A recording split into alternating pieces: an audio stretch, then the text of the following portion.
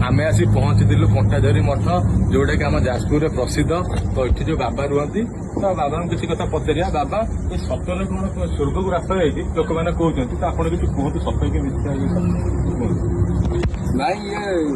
मंदिर स्वर्ग को रास्ता नाई किंतु एठिकार मंदिर परिदर्शन कले स्वर्ग प्राप्ति भाया लगे।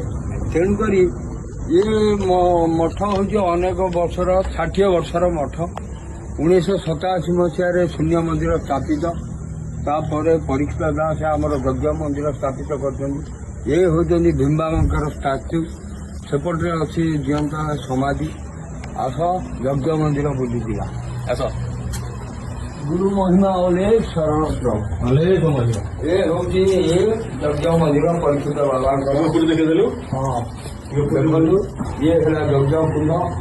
हाँ यार परिदर्शन कर बहुत भल देखो पूरा माघ चतुर्दशी ये यज्ञ हुए तेणुक ये है यज्ञ कुंड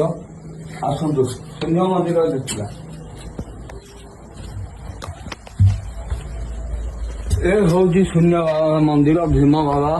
स्थापित करते 1987 मसीह तेणुक ये मंदिर माघ चतुर्दशी मेला हुए बहुत लोग आसती एटू पाखापर 20 खंड गाँव लोक आसाजात करती अखंड दीप जला जाए एठारे झाड़ दीप जला जाए 2 दिन धरी मेला लगे गान भजन हुए तेणुक ये अखंड दीप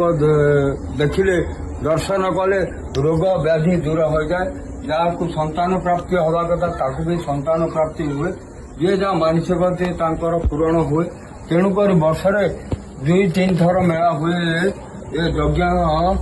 हुए तेणुक प्रथम आमर मेन यज्ञ माघ चतुर्दशी जोरंदा मेला जो दिन ये मेला से दिन हुए आपण मैंने आसतु ए मेलार उपभोग करंतु आमको किसी लाइक करंतु गुरु महिमा अलेख दया कर भक्तर मनोवांछा पूर्ण कर प्रभु गुरु महामहिमा अलेख शून्य मंदिर गुरु महामहिमा अलेख दया कर सत्य सनातन धर्म महिमा अलेख सद्गुरु महामहिमा अलेख शरण रख प्रभु दया कर दया सागर।